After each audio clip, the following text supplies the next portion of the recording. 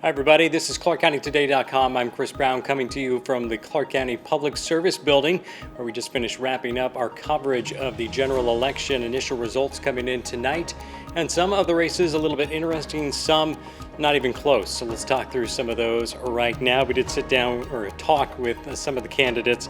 Let's go over some of the Vancouver City Council races. Eric Paulson winning election to the position 2 seat, beating Maureen McGoldrick with 74% of the vote in that race. Now, Paulson took over for Alicia Topper, who became Clark County Treasurer last year. And so this basically will allow him to finish out that term after he was named to the council. So he'll have to run again in 2 years. Paulson says he's excited to get to work on some of the things that he was hearing from voters on the campaign trail. Homelessness was the number one thing I heard about from everybody. Across town, didn't matter what. And there's a lot of differences when you go from east to west to central Vancouver, but homelessness by far was the number one thing.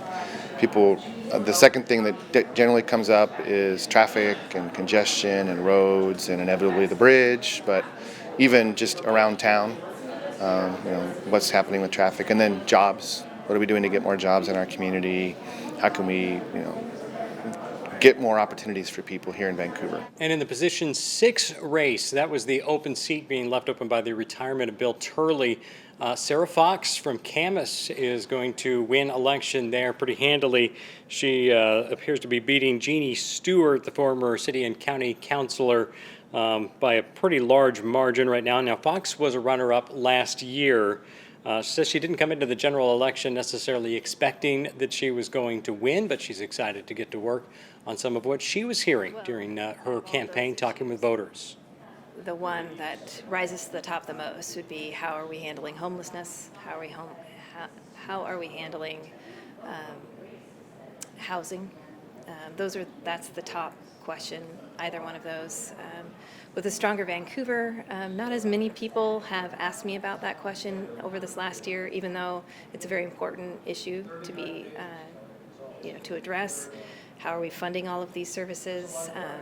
But I think it's something that the city knows as well, that it's such a complex package of proposals that they brought forward that not everyone's spent time to really delve into them, and so that just shows you when it's not the topic that everyone's asking me about. So homelessness, actually going and meeting with the neighbors around the Navigation Center, meeting with business owners in downtown. I've done a lot of homework on this subject. I've met with some of the service providers in our city that deal directly with our homeless population, and really discussed with them what they see as solutions. So I wasn't just waiting for the city to come out with that report that they came out with in the last few weeks, but I've been out talking to them and saying, what do you think we could do better? So I guess I'm ready to go. I mean, that's one of those issues where I understand it's very important to our citizens to not just sit back and wait for it to get worse. And the other city council races, Ty Stober appears headed to an easy victory over bail bondsman David Reagan. Stober had 65 to 35% in initial results tonight. Mayor Pro Tem Bart Hansen was running basically unopposed. There was a write-in candidate, but Hansen pulled in 97% of the vote in that race. Now, speaking of write-in candidates, some interesting developments in Camas. The Proposition 2, the Camas pool bond, failing miserably there, losing by almost 90 to 10% was the initial results there. So losing by a large margin there. And that could play into the Camas mayoral race. Incumbent Shannon Turk was facing 2 write-in candidates. Now, she had 41% of the vote in initial turn-ins, and her 2 write-in opponents combined pulled in 59% of the vote.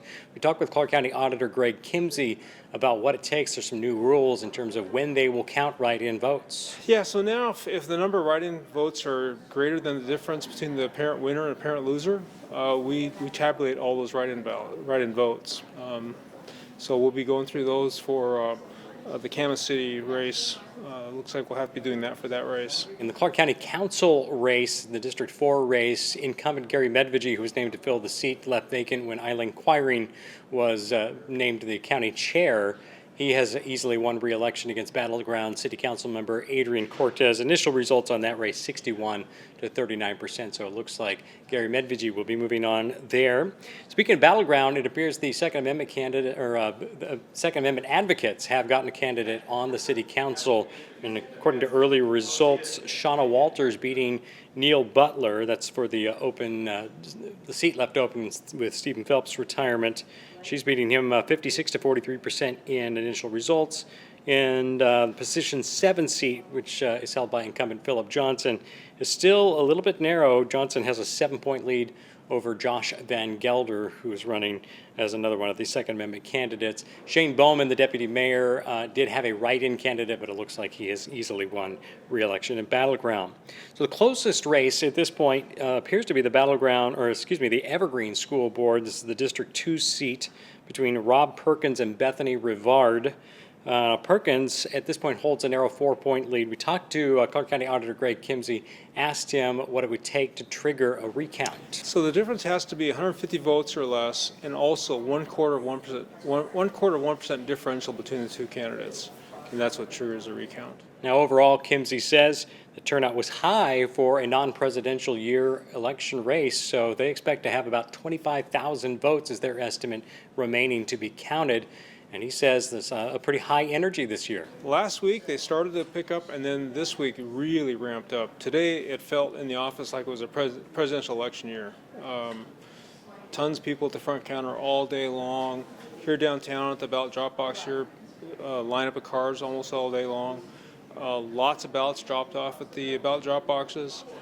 It was a busy, busy day for us. And be sure to check out ClarkCountyToday.com throughout the week. We're going to have full coverage of some of these other races with the candidates that weren't here during this election night. We appreciate you joining us. I'm Chris Brown. Be sure to check back at ClarkCountyToday.com and follow us on Facebook, Twitter, and Instagram to see when stories are posted and be part of the conversation. Thanks so much for watching. We'll see you again soon.